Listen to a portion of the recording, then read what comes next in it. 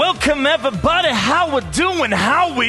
Welcome to 25-8 Games, where today we have a really exciting update that we're going to be talking about in the development process for our new game, our first game here at 25-8 Games, Kronoseum. Today, my friends, we're going to be talking about, well, what these characters are actually going to be doing. More specifically, what are you going to be doing when you hop into the Kronoseum for the first time and you get your hands on these characters? What's the gameplay feel like? The moment-to-moment combat experience? Well, today, we're going to talk all about that. And if you haven't already, there's a link down below to our Kronoseum page on Kickstarter. It helps out so much if you click Notify Me on launch. We're almost at 3,700 followers. And again, we are just getting started. Absolutely insane that we've made that progress. And what we are going to focus on today, remember I told you a while ago about Dan Adams joining us here? Well, he's been at work ideating and starting the prototyping procedure for bringing our characters to life from a gameplay, from a combat perspective. And oh my gosh, I had a lot of amazing ideas when coming up with Kronoseum. Dan Adams is literally taking this to the next level, baby. So sit back, relax. It's going to be a bit more, I guess, design, text heavy than we normally do. We've been focusing mostly on art, and now we're actually focusing on the gameplay stuff, while Ricardo and Andrew Parker Murphy are focusing on the artwork stuff. So sit back, relax, hit that like button, subscribe if you haven't already to our 25-8 Games YouTube channel, and let's get into today's conversation of character design, the deep dive, and building our first heroes here in the Kronoseum. So I think first thing I want to say before we get too far into it, as you guys know, the whole point of 25-8 Games is, yes, first and foremost, to show you us making our first game together as a team, Kronoseum, but also kind of showing you how games get made in general, right? People just see that end product, and they don't see all the iterations, all the changes, all the additions, everything, how the sausage is made. Well, what I want to make sure it's put first and foremost out there. There's going to be a lot of stuff in this kit, maybe a lot of cool stuff. I would just say for now, just assume that things can change. This is our starting point, right? I want to share our ideas for what the characters are going to do, what you're going to be doing when you hop into the world of Kronoseum, whether it's this first variant, or maybe you're going to see some of the spirit of these characters move to whatever the next games might be for Kronoseum. Just know that as we develop, we prototype, we test, because there's a lot of things we need to look for when we're testing and designing these kits. Things can change. So if you get married to something, just know things could maybe change down the road as we showcase stuff. So let's talk about this first. Our core combat philosophy with these characters. And keep in mind, I'm sharing the blueprint, our philosophy, our first design iteration on paper for what these characters look like. Over the next coming weeks and months, we'll start showing kind of sample gameplay, testing things that we're doing with the prototype itself. So just keep that in mind. And with the core combat philosophy, here's what we're looking for. First and foremost, since Kronoseum's making its first appearance in VR, what's incredibly important, unlike something you need to really consider as much for things like console, mobile, PC, VR comfort is going to be very, very important. If people aren't comfortable when they're playing the game, they're feeling nauseous, all these other things, well, you're not playing the game, right? VR comfort is first and foremost. And that is why it is incredibly important why I brought people on to Kronoseum here at 25-8 Games that have worked on VR games in the past, right? World of Max, Jurassic World, Predator VR, and Dan Adams worked on Starblood Arena, which is sort of a distant relative to what we're doing over here. And already, straight from the very get-go, when I added these people to our team here, they looked at my first initial GDD, game design document on these characters, like, this might not work. One thing, for example, we got to be very cognizant of, involuntary movement. For example, originally, as we're going to talk about, HOSHIRYU, he had a grappling chain. And I thought, all right, let's pull other players towards HOSHIRYU. You don't want to do that. Involuntary movement is one of the biggest factors into making people feel uncomfortable. People need to expect what's to happen, right? So that's just one example. So it's got to be comfortable. The other thing that's also incredibly important, once we have the comfort locked in, well, the game needs to be fun. This is kind of finding the secret sauce, right? What is fun? The greatest philosophical question has been going on all the way since the days of Aristotle, right? That's part of why I said, some things could change. We might add or move, fine-tune things as we go along. So when we find the fun, every weapon, spell, motion is tuned for maximum responsiveness, satisfaction, as we're going to talk about, also immersiveness. And the other thing that's very important about these characters, not just these first three, but whatever the next characters might be, whether after we get a publisher or maybe the Kickstarter helps get additional characters into Kronoseum, every character needs to feel like its own minigame. And you're going to understand that more once we kind of break down the characters. A lot of the times when I see games that sort of try this Overwatch type of experience, and for those that maybe you're just seeing this for the first time, Kronoseum in this first appearance is more like Marvel Rivals Overwatch for VR. But a lot of the times when we see these type of games, it's mostly just shooting, right? All right, this guy's got a, he's got a rifle, this guy's got a sniper rifle, a pistol, shotgun, and that's it. It doesn't make every character feel so unique.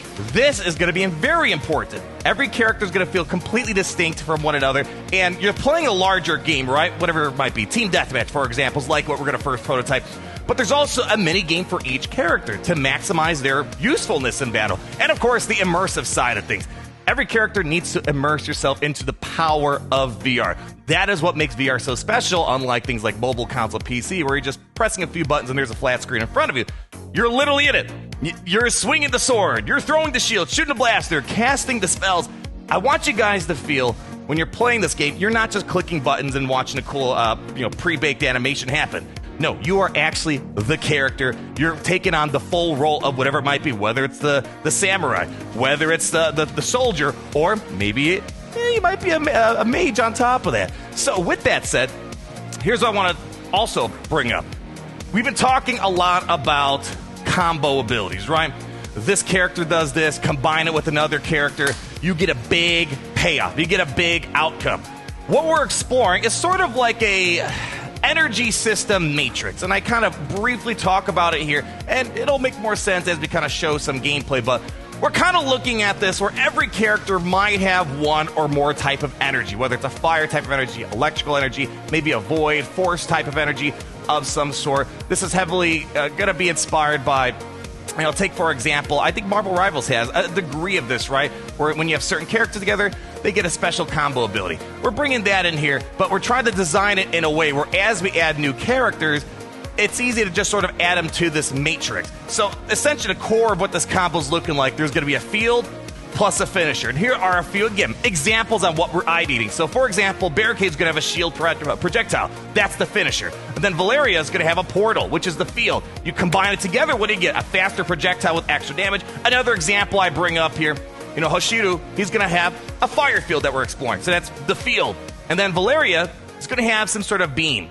That's the finisher. You combine it together, we're thinking, all right, you're going to get some sort of fire damage over time effect. So again, this is just the early ideation of what it's going to look like. And as we test, prototype, see what feels fun, feels good, and also balance our gameplay, it'll come to fruition more over time.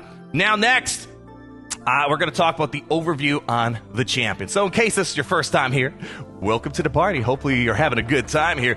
Our first three characters we're bringing to Kronoseum with the initial budget that I'm able to set forth to bring this game to life.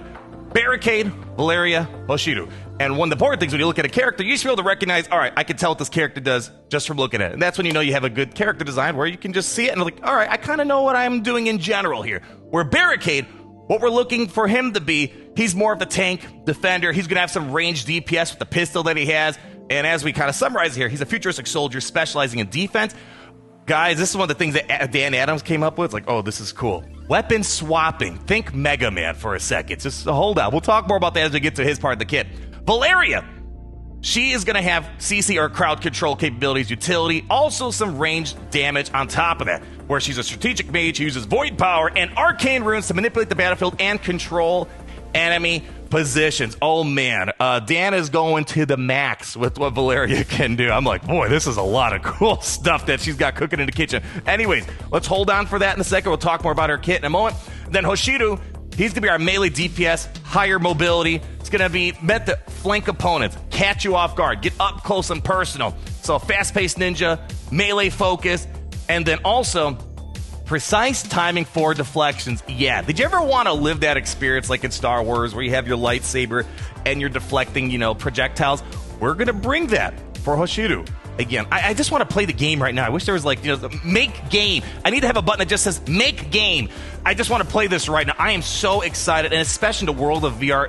As we're going to talk about these character kits, this is going to be extremely unique and fun. Oh, man, we just patience. Patience is a virtue. I need more of it, let me tell you. So before we get into the actual kit, I want to make sure you guys understand the overall structure. We're going to talk about the core concept. Pretty straightforward, right? What's the overall idea of the character? Each character is going to have a unique mechanic. This is mostly the mini game that I'm talking about. Every single character, when you hop into it, there's a specific trick. And it's going to have kind of a range where it's one of those things where as you play more and more and more, the range of competitiveness, the range of mastery is going to kind of, it's going to get better as you play more and more. The one what I kind of look at it as, you know, again, this is part of finding the fun, right? You know, think of Super Smash Brothers, for example. Everybody can pick up Smash Brothers. They can understand the core of all the characters, have a good time. But there is definitely a mastery range, right? You got people that can maybe just pick it up for the first time, and you can have fun. And then you have, of course, as you play the characters more and more, you understand the maps, you understand the combat, all the items that drop. You can obviously improve. And that's sort of what we're trying to find here. But again, what does that look like? Well, that's part of finding the fun. Other thing, sort of what makes VR incredibly unique that you cannot replicate on mobile, console, PC. There are motion controls, right? Swinging the sword, shooting your blaster, throwing the shield, actually casting spells with your own hands, right? So we want to make sure we bring that in. And of course, as you can see, you know, there's also some other unique buttons like your grip. You got the trigger buttons on top of that. And then you have your face buttons, which are, you know, on the front, you know, it's basically, think of your X squared triangle circle. And if you play VR, it's XBAY. We're going to have ultimate abilities. So that kind of leans into the mini game, the unique mechanic. We're building up to this big ultimate moment. And this is something I didn't think of. When Dan Adams and I first talked to him, he's like, dude, we should do like a radial menu. I'm like, wait, what? And then he's like, oh, yeah, I completely forgot about that. He told me that, you know, when there's it's kind of like another secret menu. You press a button and you can kind of go through a dial and pick which ability you want to select. And this kind of goes to, I think, this previous slide that I had. Yeah, this one right here. This is kind of Doctor Strange inspired, where, you know, he kind of like, you know, rotates his hands to select what spell he wants. We're going to bring that, and every character is going to have a radial menu where they can kind of equip different abilities that they have on their disposal. So, as you can tell, just from this large overview, before we start talking about the individual characters' kits, you're going to have so many abilities at your disposal. It's not just going to be, you know, shoot and reload, shoot and reload, shoot and reload, like I've seen some other games try to do for VR. This is going to bring a whole level of unique gameplay that really is going to take the full power of VR to the next level. So with that said, now let's talk about the actual individual characters and what they're going to do. And let's start off with Barricade. Now, Barricade, we're almost done with this 3D model. Of course, there's going to be polishing and whatnot, but that comes more towards the end when the game's about to come out. You kind of work on the polishing, but overall, his 3D model's ready to go. He's rigged. He's ready to get into the action. Incredibly excited to see him in his full glory finally get into Kronoseum and start doing stuff, right? He can look pretty, but I want him to do stuff. So here's his core kit. He's got a shield and a pistol. Should have added the image here. Gary, can you go ahead and throw the little image of his shield that we have in the 3D model? And these textures and models are already optimized for VR on top of that, so he's ready to rock and roll. So he's got a shield and pistol hybrid that stores and channels energy between defense and offense. And part of that is that unique mechanic that I'm, you know, bringing up here. And again, naming could change, but we're calling it shield charge. Best way I can kind of describe this, Black Panther from Marvel, right? He had special vibranium technology where as he's getting hit more and more, he kind of charges up, right? I even think, what was that? That recent Captain America movie with the Falcon, he was able to store energy and kind of do this big explosion. We're bringing that to this game, at least in its iteration right now.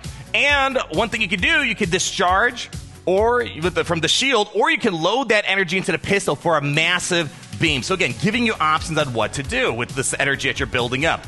Now, we have these motion controls, right?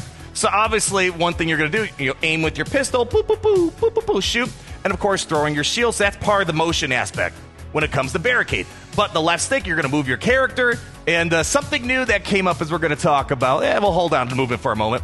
Your left grip, that's going to be your, you know, controlling your shield, you know, blocking. Your left trigger is what you're going to use to throw your shield. Pull to aim is what we're looking at right now. And then you can press the button to recall the shield back at you. And as we're going to talk about with the ultimate ability, using your shield in strategic positions could really turn the tide of the battle. And right grip, so when you use that, jump, right? But when we look at the other characters, you know, spoiler, Hoshiryu's going to have a double jump. VALAERYA's going to have some floating capabilities. Barricade's a bit grounded. So Dan was like, what if we do a jetpack? And I'm like, I'm in. So right now we're thinking about adding a jetpack. We'll see what it looks like if it ends up being part of Barricade's final kit. You know, that's TBD. But it's something we're exploring to give him more verticality because, especially in the world of Kronoseum, there's going to be a lot of vertical vantage points. And right now, he's got a simple jump. I think we're going to make him have a little bit more height with his jump. And then the right trigger, fire selected weapon type. Well, hold on. We'll talk more about that. Obviously, you click, boop, boop, boop, you shoot, right? And one thing I said is, like, I really want to kind of get that feeling of, you know, in Call of Duty Black Ops Zombies, you get the ray gun. I kind of want to have that. I want to feel as satisfied like I am with that when you shoot it. Like, with the sound effects really got to hit home in the VFX, too. Now the face button, so the X, B, A, Y stuff. So the X is the discharge shield energy, the stun, and damage at the shield location. So, let's say you throw the shield. You're positioning it where the enemy is. You can then detonate it, essentially, and shock everyone. Stun them. Stop them from moving, right? That's going to be where the shield is a bit more of your projectile control that you're going to have on the battlefield. So it's not just... I mean, you can discharge it when it's on you, right? So if people are around you, discharge it. Everyone gets stunned around you. Throw it, boom, discharge it, call the shield back. So a lot of cool ways of utilizing it. Now, he's also got energy grenades. So we're thinking on the belt, those could be maybe energy grenades, perhaps. And you can just throw it, explosion, right? Also, deploying a barrier pylon on the A button, potentially. So, able to kind of choke certain points to control the flow of battle, right? Trying to, you know, maybe protect a certain entrance, for example. So, giving him a bit more of, you know, the tanky control on the field. And then the ultimate ability, load the energy, right? So, he's going to be able to load energy, right? You're taking all this energy in. And then what you can do, you can convert that energy that you're loading as you're blocking with your shield and transfer it to your pistol and then shoot a beam. So, again... We'll have to wait and see, you know, what it actually looks like, but for right now, it sounds really darn cool. And then the radial menu. So to go back, you click on a button, you click on your right stick in the case of Barricade, because at least for the prototyping, you know, some people are left-handed, so again, we'll, you know, have to mirror the options in case you shoot from the left hand. But on your right hand, you click on the stick and you pull up this little radial menu right there, and you can kind of swap between different weapons. So what we're thinking, you have your semi-auto, right? Then you can, you know, rotate the radial, maybe pick the railgun, or maybe something more along the lines of a sniper rifle, or maybe you go to a third option where maybe there's a shotgun, a grenade launcher of some sort. So sort of a Mega Man-like experience. There's been a couple other games that kind of explore, you know, sci-fi weapon, you know, transformations, right? So the pistol would transform into a different weapon. Sounds pretty cool, right? So it gives him a lot of different tools at his disposal. But this is going to get even wilder once we talk about VALAERYA, which she was really the thing that inspired Dan to bring out the radial menu. Because if you're going to control a magic, oh man, I'm getting excited just thinking about it. Let me just talk about it. So the core kit of VALAERYA, what she's going to be doing, she's got arcane, void, spellcaster type abilities who can manipulate space through different types of runes and spells that she's going to be casting. She's very heavily inspired, not just from Doctor Strange, of course, but also from Skyrim, where you can kind of equip a different spell on each hand. Well, let's talk a bit more about that. So her unique mechanic, her mini-game, is going to be a mana system, where she will have unlimited cooldowns. But there's a catch. It's going to rely on mana, which can recharge over time, or maybe she could siphon it from crowd control type of capabilities. So you can keep casting spells, but once you're out of mana juice, well, you can't do anything anymore. So we have a variety of abilities that we're exploring right now, which helps her get the juice back into her system. So incredibly excited to see this. And again, every character is going to perform a little bit differently. It's not like a cookie-cutter experience. Already completely different from Barricade. So the motion controls, obviously, you know, with the VR control, you know, you're going to move your hands, you know, cast all these different spells. But she's going to be more of a floating character. So instead of, you know, walking on 2 feet, she can float, right? And then if you go ahead and press the right grip, she can float upwards. So it gets a little bit of a height advantage, and then she'll come back down. So it's floating, but still respects gravity in a way. And then her left grip, a rune barrier, where this is going to be one of the ways she can try to regenerate mana again. She'll be able to capture projectile energy to restore her mana. So pretty cool. So right now, every character's got, you know, some sort of range attribute to them. Well, she can go ahead and convert that. It's a defensive mechanism, but also is a way for her to kind of get back into the battle and recharge herself, right? So that's just one way. Her left trigger, she can activate whatever is on her left-hand spell. So we're going to talk about that with the radial menu.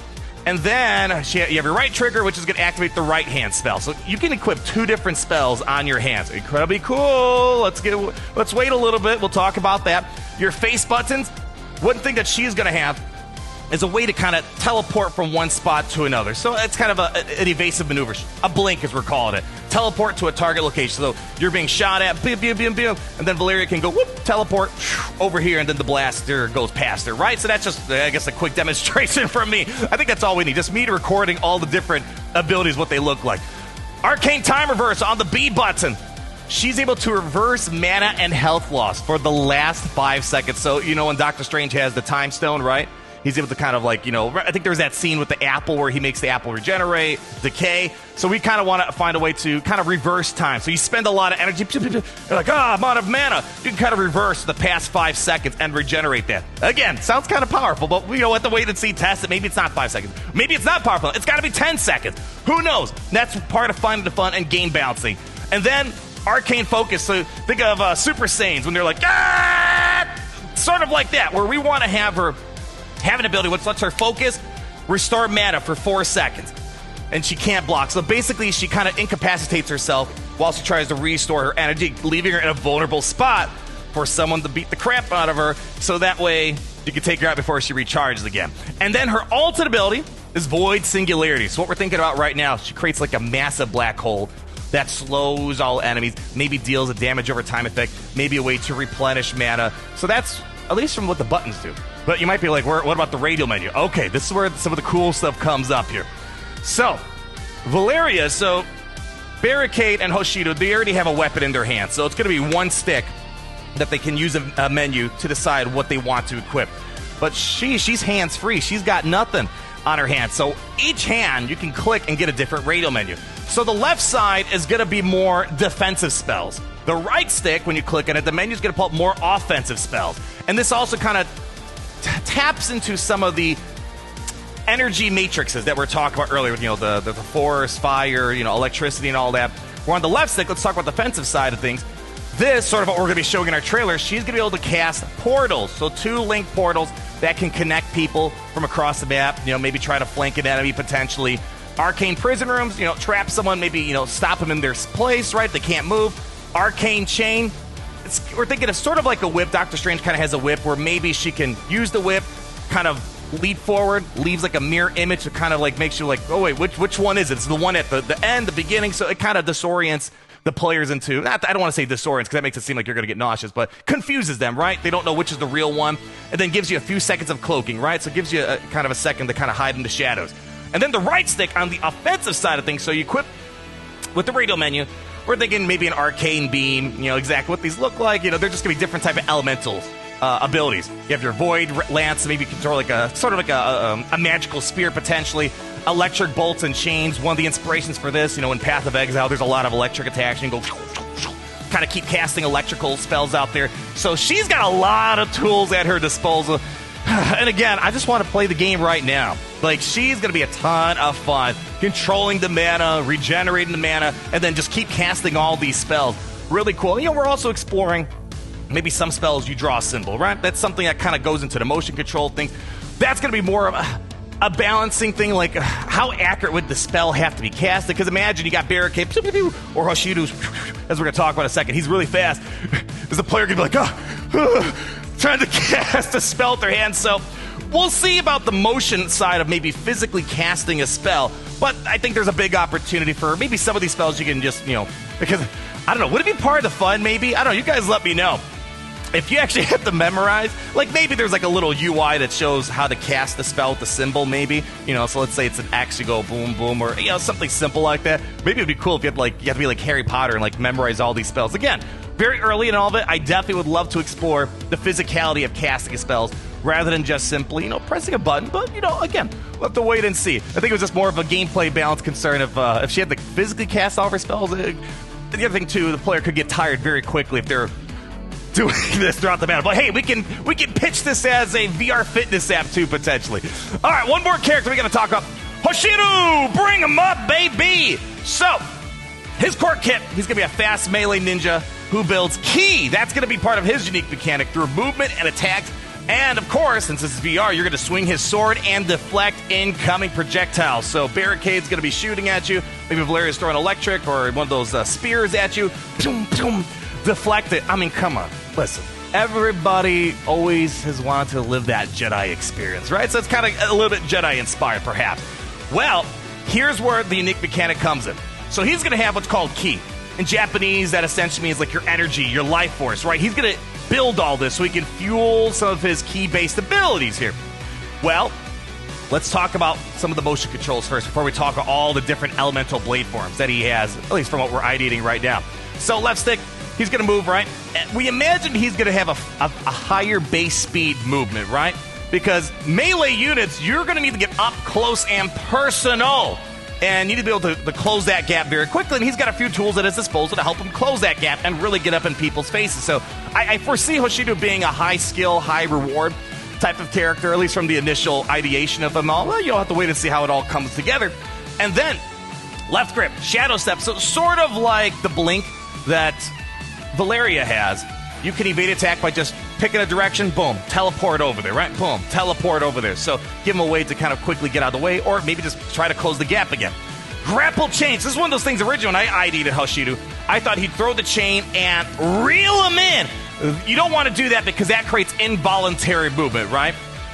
Well, this, instead of reeling someone in, you can do a few things.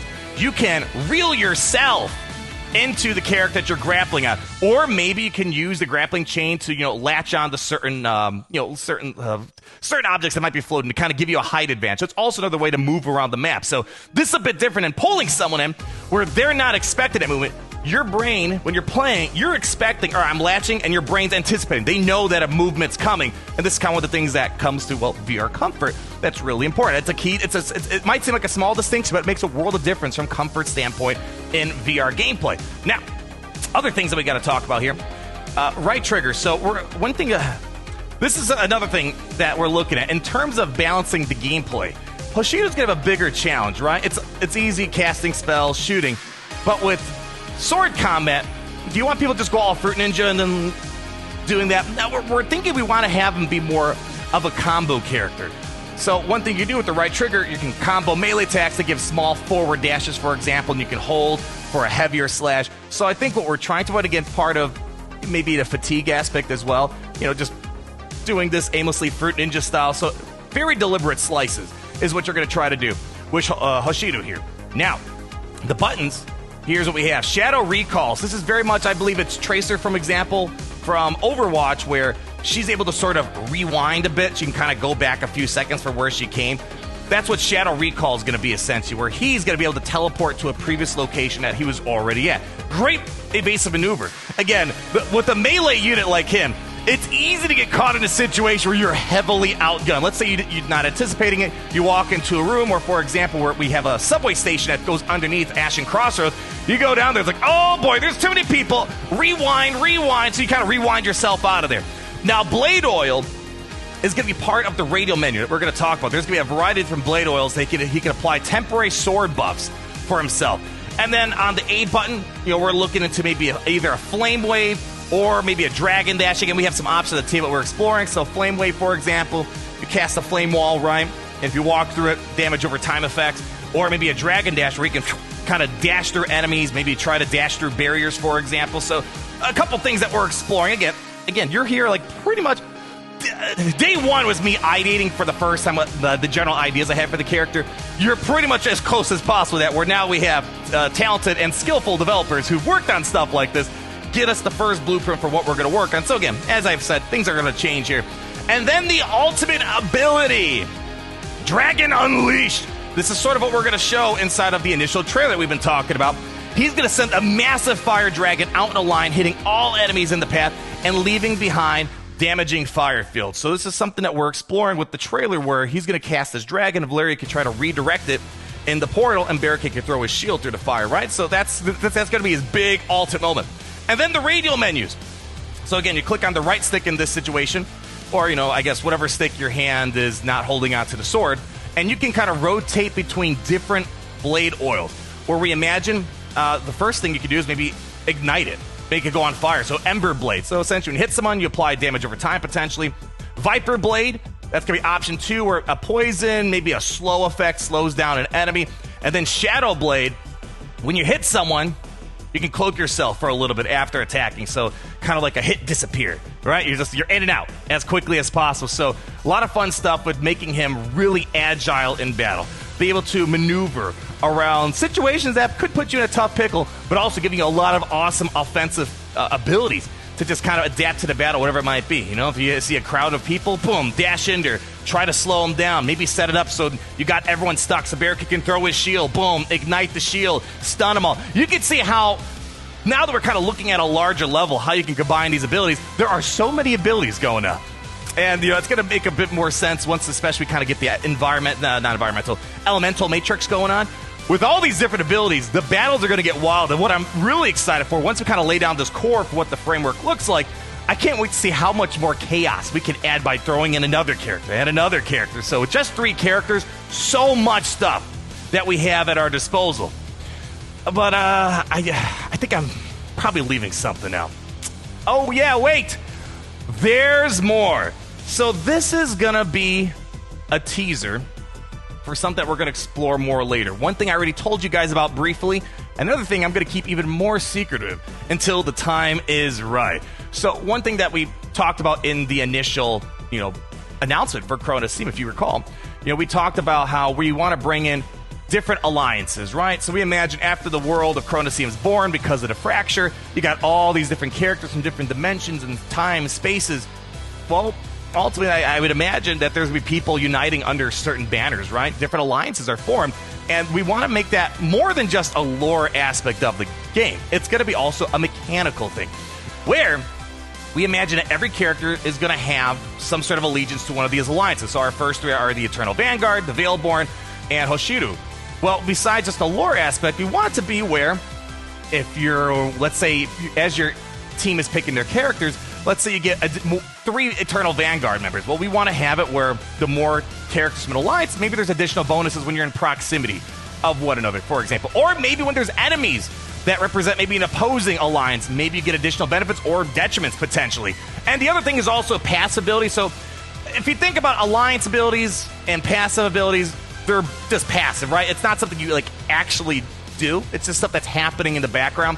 And essentially, both of these things from a passive and alliance perspective, these are sort of your cherry on top stuff. So once we have the core, actual stuff you're doing down, all that other stuff, it's more just extra gameplay balance flavor, right? So we're going to talk more about that when the time is right. Probably a bit more down to it, because we have to knock out all this other stuff that we showed, and that's a lot of stuff that we got going on. But I want to make sure that's on your radar. There's probably going to be more abilities down the road, especially the alliance synergies. Maybe alliance and passive, they just kind of become intertwined as one. We'll have to wait and see. And there's one other thing that I just want to leave a little bit of a teaser on right now. This is going to be a bit top secret for now, but right now you're seeing the character abilities, right? They're unique mini games. You're seeing the alliance abilities, right? Well, let's just say there's one more thing that could influence the battle as well as your character abilities, and I don't know, maybe the image could tease for what that might be. I don't know. Top secret. We'll talk more about that later, but this video is already, pretty long. So if you've made it this far, thank you so much. It means you're probably excited if you're able to sit around this long watching all this. As I said, definitely more text heavy, as we start developing the prototype and what these characters actually do. I just wanted to show you guys where our mind is at, what's our North Star, and I cannot wait to start putting this in action and just showing you early prototyping of some of these abilities that Dan Adams and our other gaming designer that I haven't mentioned yet. Probably later on this week, I'll be introducing our gameplay director, creative director for Kronoseum. So stay tuned with these 2 people working together, Dan Adams and this TBD developer right here. Whew. We are creating some seriously awesome stuff for this game. And remember, Kronoseum, this is its first appearance, right, in VR. They truly embrace the power, I think, of what gaming has to offer right now. And remember, the spirit of these characters, the dream is to have it go to other places down the road, whether it's a PC, console, mobile, maybe, who knows? Maybe we can do, other spin-offs for VR on top of that. The spirit of these characters, it's starting here. You guys are not just here at ground zero for 25A Games for our first game, Kronoseum. Not just for VR, but you're seeing just these characters come to life for the first time. And this sets the tempo, whatever it might be at the end of the day, what they'll look like ultimately down the road. So thank you so much for stopping by today. Again, if you haven't already, go check out the Kickstarter page to learn more about the game's overview. It helps out tremendously if you click notify me on launch. It really does help. I can't emphasize that enough. And of course, subscribe to the channel so you're not missing a thing. So sit back, relax, people. We got a lot of fun work ahead of us here. So make sure you like, subscribe, and always remember, until we meet again, it's great to be into Kronoseum today.